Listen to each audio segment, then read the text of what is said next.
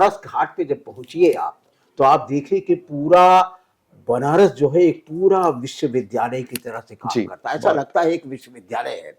और इस विश्वविद्यालय के जो चांसलर हैं भोलेनाथ बाबा हैं, भोलेनाथ बाबा है। वो सबको संचालित कर रहे हैं और क्या ज्ञान मुख्य रूप से दे रहे हैं, मोक्ष का ज्ञान दे रहे हैं। और वहीं पर माता अन्नपूर्णा जो है अन्नपूर्णा। अन्न का दान दे रही है। तो एक तरफ मोक्ष का दान और एक तरफ अन्न का दान। तो वो जो ज्ञान के साथ मिल करके परा के स्तर पर जाने पर जो चीजें आती हैं, इस बात को किस रूप में उस मसाने वाली जगह पे मणिकर्णिका घाट घाट पर जहां चौबीसों घंटे सैकड़ों जीवन जो है उसमें अग्नि को राख बन समर्पित हो जाते रहे हैं। हैं, राख में तब्दील हो जाते हैं, राख बन जाते हैं। कैसे क्या हो रहा है उस कालखंड में अगर पहुंच करके जो आप बात करेंगे तो क्या करेंगे? मेरा अनुभव है कि जब भी मैं गंगा के तट पे जाती हूँ या गंगा की जो रेत पे मैं चलती हूँ, तो मुझे लगता है कहीं ना कहीं मैं माँ के गोद में हूँ, और जैसे माँ का पल्लू लहराता है वैसे ही उस गंगा की किनारे की जो तट की हवा और जो लहरें होती हैं, कहीं ना कहीं उसमें साक्षात एक माँ होती है और एक बच्चा उस लहरों में उस माँ की गोद में जब बैठता है और माँ अपने बच्चों को जब हवा देती है, तो कहीं ना कहीं वो एक जीवन वहां पे होता है कि कहीं ना कहीं यहाँ से थोड़ा सा, मैंने दुनिया में बहुत सारे पाप किए होंगे, मेरे कर्म सबसे ज्यादा बुरे हैं, आज मैं किन्नर हूँ, आज मैं हिजड़ा हूँ, और सारी दुनिया मुझे उस घृण नजरों से देखती है, लेकिन माँ गंगा की गोद में जब जाती हूँ, उस तट पे मैं जाती हूँ, तो कहीं ना कहीं वहां मुझे अपनेपन की, अपने परिवार की या अपनी माँ की जो मुझे एक अपनापन मिलता है, अपनी गोदी मिलती है, और वहां मुझे लगता है कि मेरा मोक्ष यही है। मरने के बाद मुझे नहीं पता कि किसे मोक्ष मिलता है, किसको कौन सा वो मिलता है, कोई कड़ाई में तलेगा तो कोई किधर जाएगा, किसको कौन सा जन्म मिलेगा ये भी मुझे नहीं पता, लेकिन जिस वक्त हम माँ गंगा की गोद में होते हैं तो कहीं ना कहीं वहां महसूस होता है कि यहीं से हमारी मोक्ष की प्राप्ति है। माँ गंगा की गोद का एक एक रेत का कण जब हमारे पैरों में चुभता है और वहां की हवा जब हमें छूती है, तो हमें लगता है कि हम अभी पूरे पूरे पुर मरने के पहले, आंखें बंद होने के पहले, हृदय के जो ठोके हैं वो रुकने के पहले, अगर मुझे मोक्ष मिला है तो इस तट पे मिला है। तो इसकी जो अनुभूति होती है, ये जो अद्भुत हवाएं वहां पे चलती हैं, तो मुझे लगता है कि जो बनारस हो या चाहे प्रयागराज का घाट हो, वहां पे हमेशा तुम्हें मोक्ष की प्राप्ति का एहसास होगा। लेकिन आज अगर हम मणिकर्णिका घाट पे जाते हैं और हमारे भोले के बारे में अगर हम थोड़ा सा भी एक बड़े मन से सोचते हैं कि उस भगवान ने, उस विष्णु ने आकर जब वहां पे अपने कदम रखे, आदि कैलाश उन्हें बोला जाता है, आदि विष्णु उन्हें बोला जाता है, और उनका कैलाश जी तो नाम तो हमारे भोले बाबा से जुड़ता है, लेकिन विष्णु कहीं ना कहीं उनके इतने साथी रहे, और उस साथ को लेके उन्होंने आज जो वहां पे इतने बड़े शहर का जो त्रिशूल पे पूरे काशी। बनारस को, काशी को रखा, और वहां पे चलने वाली 24 घंटे जो चिताएं हैं, जो जीवन का सबसे बड़ा सत्य हम आंखों से देखते हैं मरने के पहले, वो सत्य शायद ही कहीं और हमें देखने को मिलता है जो हमारे सनातनियों में हमें मिलता है। आपने स्व की बात करते हुए यहां तक आपने बातें पहुंचाई, और इस स्व में प्रवेश करके अभी एक थोड़ी देर पहले आपके मुंह से दो शब्द निकले, एक हिजड़ा और एक किन्नर। हिजड़ा शब्द में जिस तरह से कुठाराघात होता है, किन्नर में जिस तरह से सम्मान होता है, जी। इन दोनों के बीच में झूलते हुए दोनों को डिफाइन करिए, और और बताइए कि सच में वास्तव में जिस शब्द के साथ ये बना हुआ है, जो असर कर रहा है, ये वास्तव में है क्या? क्योंकि आपका नाम भी पवित्र है, पवित्र और पवित्रता से जुड़ा है। तो इसको जरा मैं चाहता हूं कि आप जरा डिफाइन करिए और बताइए हमारे दर्शकों को सच में वास्तव में है क्या? जी, जब मेरे महाराज श्री महंत हरिगिरी बापू ने मुझे दीक्षा दिया, और हम तीनों चारों लोगों में ऐसी कुछ त्रुटियां चल रही थी कि पवित्रा तुम्हारे तो गुरु हैं, फिर तुम्हें दूसरे गुरु बनाने की क्या जरूरत है। जैसे दत्तात्रेय की 24 गुरु थे, तो वैसे हम तो साधारण इंसान हैं, वो तो ब्रह्मा विष्णु महेश का एक हमारे यहाँ मुकुट है। अगर आप त्र्यंबकेश्वर जाते हो तो वहां गौतम ऋषि ने इतनी अच्छे से वहां पे हमारे शिव की स्थापना की, और वहां पे तीनों लोगों को प्रकट कर किया उनकी तपस्या से, और वहां पे त्र्यंबकेश्वर बन गया। एक गौतम ऋषि को लेके अगर हम देखते हैं, तो उस वक्त की जो कहानी थी हमारे शिव भगवान की, वो बहुत ही दिलचस्प थी। और उसी त्रिनेत्रों को लेके अगर हम अब आत्मसात करते हैं कि क्यों नहीं मैं गुरु बना सकता, क्यों नहीं मैं बना सकती हूँ, क्यों मैं नहीं बना सकता हूँ, क्योंकि गुरु बिना तो हमेशा ज्ञान अधूरा है।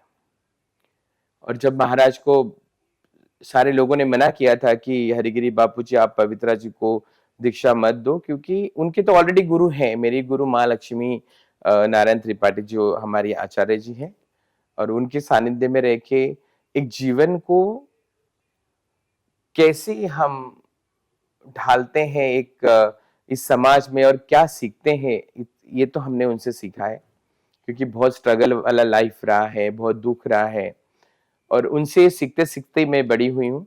लेकिन जब महाराज ने बोला कि नहीं, नाम पवित्रा है और जिसके भी सर पे हाथ रखेगी तो हर कोई इसके आशीर्वाद से पवित्र होगा, इसे तो मैं दीक्षा दूंगा, बहुत अच्छी। चाहे कोई कितना भी विरोध करे। और मेरा दीक्षा हुआ, हमारे जो आचार्य हैं जुना अखाड़े के अवधेशानंद जी, हमारे सारे जो बड़े संत थे सभी हमारे साथ थे, और दीक्षा समारोह हुआ और बहुत अच्छे से हमने पूरे साधुओं को खाना खिलाया, जो भी दक्षिणा थी वो। लेकिन वो सबके साथ रह के कहीं ना कहीं हजारों साधु थे, गरीब थे, बड़े थे, मतलब सब कुछ सारे प्रकार के थे। लेकिन कहीं ना कहीं अगर मैं वहां पे अपने आप को उनसे कंपैरिजन में अगर डालती हूँ और मैं कंपेयर करती हूँ, तो कहीं ना कहीं एक किन्नर जो शब्द था ये संस्कृति के लिए था, और हमारे धर्म में और हमारे पुराणों में किन्नर ये शब्द संस्कृत है। ये हिजड़ा शब्द तो ये मुगलों ने लाया, लेकिन मुगलों ने कभी हमारे समाज का कभी भेदभाव नहीं किया, भेदभाव नहीं किया, कभी बिल्कुल उन्होंने सही। द्वेष नहीं किया, कभी उन्होंने घृणा नहीं की। लेकिन एक उर्दू शब्द होने के नाते हमारे संस्कृति में और हमारे समाज में ये हिजड़ा शब्द आज तक चला कि अरे ये तो हिजड़े हैं, इनको गलियों में क्यों आने देते, अरे ये तो हिजड़े हैं, ये तो ऐसे करते हैं, ये तो बच्चे ले जाते हैं, ये तो पैसे मांगने आ जाते हैं, ये तो बद्दुआ देते हैं। लेकिन हिजड़ा हो या किन्नर दोनों एक ही है। किन्नर जो शब्द है ये हमारे महाभारत, रामायण, हमारे जो पुराण है, जितने भी स्कंद है, सब में इसका उल्लेख है, क्योंकि ये सांस्कृतिक शब्द है। हिजड़ा जो शब्द था ये उर्दू शब्द था, और जब मुगल के राज में जब पटरानियां रानियां जब होती थी और हमारे समाज का सबसे बड़ा रोल होता था, क्योंकि हम सबके देखरेख में, उनके कामकाज में, उनके हर आर्किटेक्ट में एक हिजड़ा वहां पे रहा करता था। क्योंकि राजा साल के लिए, 2 साल के लिए, 6 महीने के लिए जब अपना महल छोड़ के जाते थे, तो उनको पूरे भरोसा था, विश्वास था कि अगर मेरे फैमिली में कोई भी द्वेष ना हो या कोई भी मेरे वाइफ के ऊपर, रानी के ऊपर बुरी नजर ना डाले, तो उसके रक्षक जो थे वो हम हिजड़े थे, हम किन्नर थे। इसलिए मुगल ने कभी गलत नहीं दिया, जिनका जो कर्म था वो वैसे करते गए, क्योंकि मुगलों ने कभी हिजड़ा समाज को सताया नहीं। हिज ये शब्द ऐसा था कि जैसे हम आज माइग्रेंट बोलते हैं ना, कि कलकत्ता से दिल्ली में काम करने आ रहे हैं, दिल्ली से बॉम्बे जा रहे हैं, बॉम्बे से प्रयागराज जा रहे हैं, कहीं ना कहीं जो गरीब एक तख्ते के हमारे समाज के जो लोग हैं, वो बेचारे बहुत मेहनत करते हैं, 24 घंटे बिल्डिंगों का काम करते हैं, वो सारे परिवार को इस देश में लेके आते, इस शहर में लेके आते, यहाँ का काम खत्म होने के बाद वो यहाँ से किसी और जगह पे जाते। तो अभी के शब्द में हम उसका हिंदी मुझे नहीं पता, मराठी तो मैं बहुत कम बोलती हूँ, मराठी होने के बाद भी। तो माइग्रेंट, क्योंकि मैंने इस प्रोजेक्ट में काम किया है, मैं एनजीओ चलाती हूँ, और उसमें उस माइग्रेंट पीपल के लिए काम होता है, क्योंकि वो बाहर गांव से यहाँ आते हैं, उनका खाना पीना, उनका बिहेवियर कैसा होगा उनका, तो ये सारी चीजों पे जब हम हेल्थ के ऊपर काम करते हैं, तो ये सारे इश्यूज को सामने रख के उनसे मिलते हैं। तो तब मुझे पता चला कि जब मुगल राज में हिजड़ा जो समाज था, किन्नर समाज था, वो कहीं ना कहीं इस महल से उस महल, इस शहर से उस शहर जाता था, तभी बन गया तो होगा। तभी वो नाम बन गया हिज। हाँ। तो कहीं ना कहीं आज हम जब देखते हैं कि हमें कितने सम्मान से बोला जाता है कि अरे तो किन्नर है, और जो किन्नर शब्द है, ये किन्नर कहीं ना कहीं हमारी सनातन के जो धर्म में किन्नर का जो उल्लेख है, ये सबसे बड़ा नाम है और सबसे बड़ा सम्मान है। कि ये जो अवतरण हुआ किन्नर का, एक समाज का, आपका अपना भी कैसे और किस तरह से हुआ? मैंने जब जन्म लिया तो मेरे घर में हम 9 भाई बहन, और मैं घर में सबसे छोटी। और जब मैं 1976 में पैदा हुई, तो शायद मुझे नहीं लगता मेरे गांव में, मेरे परिवार में ये सब चीजों का इतना ज्ञान था कि अरे किन्नर कैसे होते हैं, हिजड़ा कैसे होते हैं। ये जो एक समाज है, क्योंकि हमारी एक अम्ब्रेला बनी हुई है, और जो अम्ब्रेला है उसमें सभी लोग आते हैं हमारे समाज के। तो ये मेरे घर वालों को तो बिल्कुल ही ज्ञान नहीं था, क्योंकि मैं एक छोटे से गांव में, और मैं हॉस्पिटल में पैदा नहीं हुई हूँ, मैं घर पे पैदा हुई हूँ। क्योंकि 76 का अगर हम वो टाइम देखते हैं, 80s का 70s का, तो शायद कहना कि हम इतने आगे नहीं थे। हम तो ये आने वाले जो बीते 10-15 सालों में हम इतने एक्सपोर्ट हो गए हैं, इतने एक्सप्लोरर खुद को हम लोग दुनिया के सामने रखे, कैमरे के सामने रखे। पहले ऐसा कुछ नहीं था। पहले हमारे समाज में भी ऐसा था कि कोई टीवी नहीं देखेगा, कोई किन्नर कैमरे में नहीं बोलेगा, कोई किन्नर माइक लेके नहीं बोलेगा। तो ये सारी चीजें जो थी, ये कहीं ना कहीं बहुत ज्यादा एक हमारे समाज का एक वो था, जैसे ब्रिटिश और मुगलों का कहीं ना कहीं राज था। उस राज के हिसाब से भी हमारा समाज आज भी कहीं ना कहीं वो एक बोलते हैं ना कॉलोनियन उसमें उसमें बटा हुआ। जीते हैं और हाँ। उसमें बना हुआ है। लेकिन कहीं ना कहीं 2014 के बाद हम जितने बाहर आए, अपने आप को दुनिया के सामने रखे लगे, और मुझे एक नाम मिला, मेल फीमेल और अदर के बाद तो ऐसा हुआ कि मैं तो इसी आंगन में खिलती थी, मैं तो इसी गुलाब के झाड़ का फूल हूँ, मेरा तो जो पौधा था वो यही था, और मैं ऐसे कैसे पौधे से दूर हो गई।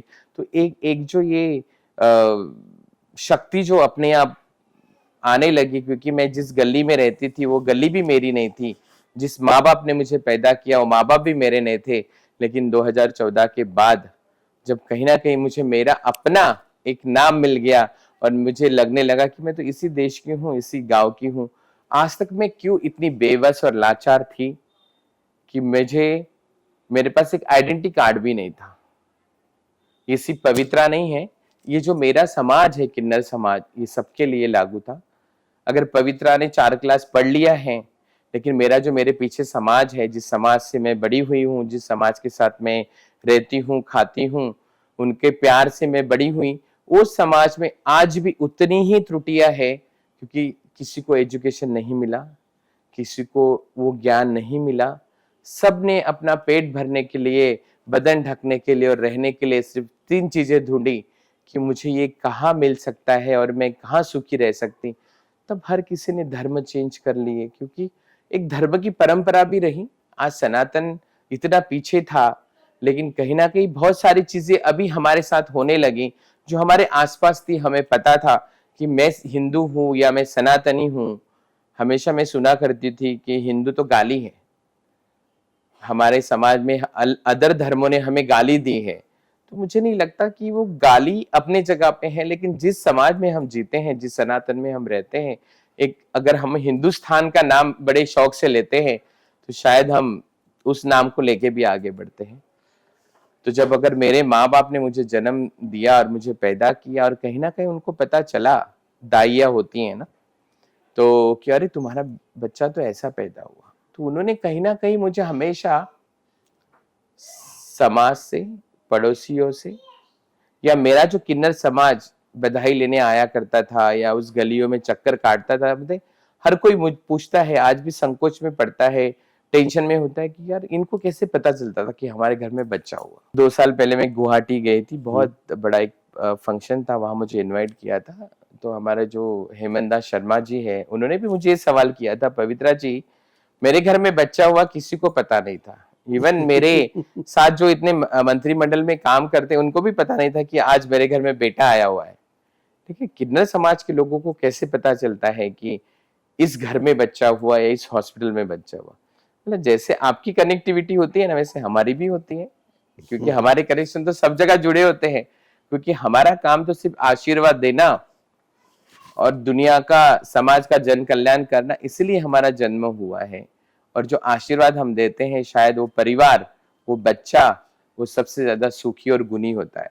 तो हंस पड़े कि बोले मैं आज तक सोच नहीं पाया हूँ कि सारी चीजों को तो मुझे पता है, क्योंकि मैं आज एक ऐसी जगह बैठा हूँ कि मैं मेरा स्टेट चलाता हूँ, लेकिन मुझे आज तक इस समाज के बारे में पता नहीं है कि इनको किसी के घर में बच्चे होते हैं। तो इनको कैसे पता होता है? तो ये जो त्रुटियां है और ये जो समाज की भ्रांतियां है, यहाँ कहीं ना कहीं एक ऐसा समाज आता है, ये किन्नर समाज, कि उनको उतना ही ज्ञान है क्योंकि एजुकेशन नहीं है। जो टेक्निकल एजुकेशन है, चाहे वो 1 से लेके 10वीं तक का एजुकेशन है, स्कूल कॉलेज कभी गए नहीं। लेकिन जो जनरेशन है, जैसे जैसे हम आगे बढ़ रहे हैं, तो हमारी जो जनरेशन है वो एजुकेटेड बन रही है, एजुकेशन लेने की इच्छा रखती है। अभी कोई शर्म नहीं करता कि मुझे दूर से बोले, अरे देखो छक्का जा रहा है, देखो ये 10-4 जा रहा है, ये तो ऐसा है। लेकिन आपने तो सारे बंधनों को तोड़ दिया तोड़ है। दिया। आपने कैसे पढ़ लिख करके आप तो आगे आ गई। मेरे क्या माँ बाप ने मुझे इन सब चीजों से दूर रखा। सबको पता था कि हमारे घर में क्या, अगर आज हम, क्योंकि महाराष्ट्रियन फैमिली ऑर्थोडॉक्स, और मराठी लोग तो मतलब इतने हॉरिबल है, अपने घर में आंगन में गड्ढा करके बच्चों को गाड़ देंगे, लेकिन वो नहीं चाहते ऊपर से ब्राह्मण, हमारे समाज में पाटिल लोग, और छोटे से गांव, उनको उस गांव के बाहर का कुछ भी पता नहीं कि 2 बैल है, 4 भैंसे हैं, दूध निकालो, खाओ पियो, ऐश करो और अपने बच्चों को बड़ा करो। लेकिन मेरी जो बड़ी बहन थी, उन्होंने हमेशा मुझे बुलाया कि तू कहीं नहीं जाएगा, तुझे ये लोगों को हम लेके भी नहीं जाने देंगे। हम नहीं चाहते तुम किसी सिग्नल पे भीख मांगो, तुम कहीं ताली बजाओ और तुम वो लिज्जत की रोटी खाओ, कि नहीं, हम तुम्हें पढ़ा सकते हैं। अगर तुम्हारा कर्म तुम्हें ले जाएगा, अगर तुम पढ़ पाओगे तो हम पूरी तैयारी से तुम्हें पढ़ा सकते हैं। अगर तुम नहीं पढ़ोगे तो उसके लिए कोई कुछ नहीं करेगा। भगवान भी आके तुम्हारे सामने खड़े रहेंगे कि नहीं नहीं, मेरा ऑलरेडी, मेरा जो पहला जो नाम था बचपन का, घर वालों ने जो ज्ञानेश्वर रखा था, और मेरा पेट नेम मुझे घर में कोई घुंघरू बोल देता था, कोई वासरू, तो कोई बंडू, ऐसे कुछ गांव के नाम थे। और मेरी सिस्टर हमेशा मुझे बोलती थी कि तू पढ़ेगा और हम तुझे पढ़ाएंगे, उसके बाद तू खुद का लाइफ डिसाइड करना कि तुझे कहाँ जाना है। पवित्रा जी, ये बताइए कि जो हे दृष्टि से देखते हैं, मेरा, उनके लिए आप क्या कहें? मैं हमेशा सोचती हूँ और हमेशा सबको बोलती हूँ, इवन मेरे जैसा बच्चा कोई बोलकर नहीं आएगा कि मैं किस जेंडर के साथ आ रहा हूँ या आ रही हूँ। आज जिन्होंने मुझे जन्म दिया, उस माँ बाप ने भी बहुत सहन किया, समाज को, रिश्तेदारों को, पड़ोसियों, आज भी कर रहे हैं। आज भी मेरी माँ को बोलते हैं कि अरे यो आपका बेटा शादी नहीं करेगा, तो मेरी माँ बोलती है कि वो करे नहीं करे, हमें तो कुछ नहीं, हो गया बड़ा। और आप सभी जानते हैं वो कैसे रहता है, क्या करता है। आज तो वो धर्म में है, महामंडलेश्वर बन चुका है, तो वो तो साधु है, उसे शादी करने की क्या जरूरत है। तो मेरी माँ आज कहीं ना कहीं उस पल के लिए दुखी होती है कि आज भी रिश्तेदार, पड़ोसी, हमारे फैमिली के कुछ और लोग उन्हें हमेशा ऐसे एक सुई चुभाते हैं और उनको बोलते हैं कि अरे सब बच्चों की शादी होगी, आपका वो बेटा कब शादी करेगा। तो मेरी माँ हमेशा बोलती है अब वो मेरे लिए बेटा नहीं है, वो तो मुझे ज्ञान नहीं था जब मैंने उसको जन्म दिया। अगर मुझे तब इस बारे में ज्ञान होता तो शायद मेरा बेटा कभी हमसे दूर नहीं होता, कभी हमें छोड़कर नहीं जाता। लेकिन आज वो सही जगह पहुंचा, ताकि जो कर्म मैंने नहीं किए, वो शायद मेरे बेटे ने अच्छे कर्म किए कि वो हमसे दूर है। और मुझे कभी कभी दुख होता है कि मैंने ऐसा कौन सा पाप किया कि मैं उस समाज से दूर, उस समाज में भी मेरा चलना मुश्किल, और जिन्होंने मुझे पैदा किया, जिन्होंने मुझे, अपनी माँ ने अपने स्तन को लगा के दूध पिलाया, उस दूध पीने का भी मैं उनको, जो मेरे ऊपर जो उपकार किए हैं, मेरे ऊपर जो ये शब्द है, इस शब्द में जो विरोधाभास है, जो विरुद्ध है, इसको समाप्त करने के लिए क्या कहना चाहिए? बहुत, क्योंकि ज्ञान से भरा हुआ, ज्ञान ना स्त्रीलिंग है ना पुल्लिंग है। नहीं नहीं, तो इसी तरह से ज्ञान की और आत्मा के साथ जोड़ करके मैं चाहूंगा कि आप इसको बताएं। जैसे मैं बिल्कुल अभी बात कर रही थी, आप सब सुन ही रहे हो, क्योंकि मेरे माँ बाप के जो एहसान मुझ पर है वो मैं शायद ही पूरा नहीं कर पाई। लेकिन आज मैं जिस जगह पे बैठी हूँ, जिस सिंहासन पे बैठी हूँ, वहां मेरे माँ बाप या मेरे को जो घृणा करने वाले जो लोग थे मेरे फैमिलीज में, वो कहीं ना कहीं आज बहुत खुश है। उनको आनंद है कि जिसके लिए हमने हमेशा मन में पाप रखा, घृणा रखी, और जिसको हम जिस आंगन से, उस दरवाजे से निकाला जहां उसका अपना हक था, उस प्रॉपर्टी में, उस घर के आंगन में, उस भाई बहनों के प्यार के लिए जो तरसा, आज वो हमारे से दूर है। लेकिन आज देखो, हमसे ज्यादा उसके जो कर्म थे वो ज्यादा उच्च कोटि के थे।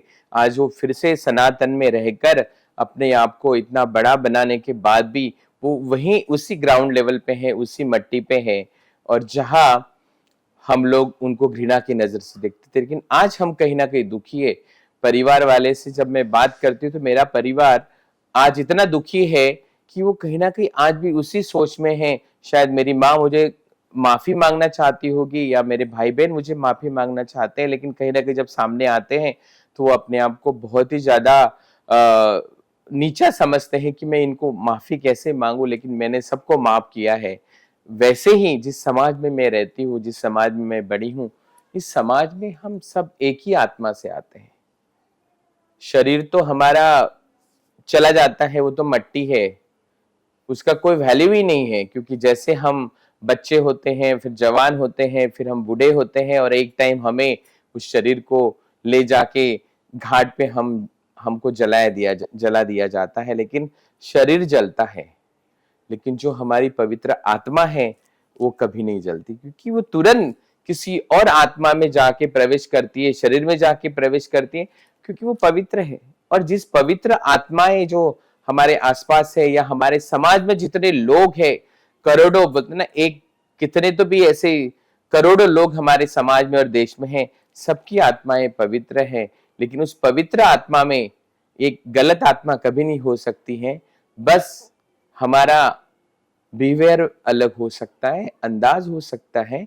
इस एक 10 लोगों में रहने वाला एक व्यक्ति अगर वो 9 लोगों से अलग है, थोड़ा डिफरेंट है, तो शायद वो कोई पापी नहीं है, कोई मुस्लिम नहीं है, कोई चोर नहीं है, कोई उचक्का नहीं है।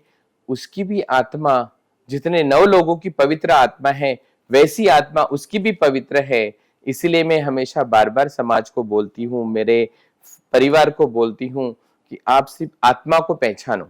ये आत्मा इतना शुद्ध है और इतना पवित्र है, इसकी कल्पना कोई नहीं कर सकता। लेकिन यही आत्मा हमें एक अच्छा रास्ता देता है, अच्छा शिक्षण देता है, अच्छी भावना देता है, और अच्छा अपनापन और परिवार देता है, क्योंकि आत्मा से परे कोई नहीं हो सकता। यही हम किन्नर हैं। मेरी आत्मा जैसी, मेरी आत्मा इतनी पवित्र और सुंदर और निर्मल है, वैसे आपकी भी आत्मा है। तो फिर हमारे मन में, हमारे नजरों में ये द्वेष और ये सोच क्यों? क्योंकि ये क्यों हमसे अलग है? क्योंकि हमारे में कभी जात पात नहीं है। आज हम जिसको नहीं जानते, उन किन्नर समाज के लोगों के साथ रहते हैं, उनका ना धर्म पता है, ना उनकी जात पता है, ना उनका ब्लड पता है कि उनका जो खून है वो किस कलर का है।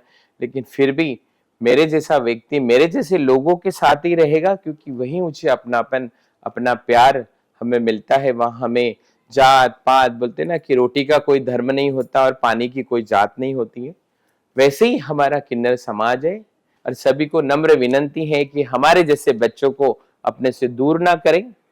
समाज है, समाज में छोटा बड़ा सभी होते हैं और सब एक ही जैसे हैं। बहुत बहुत आभार, बहुत बहुत जय श्री महाकाल। ओम नमो नारायण।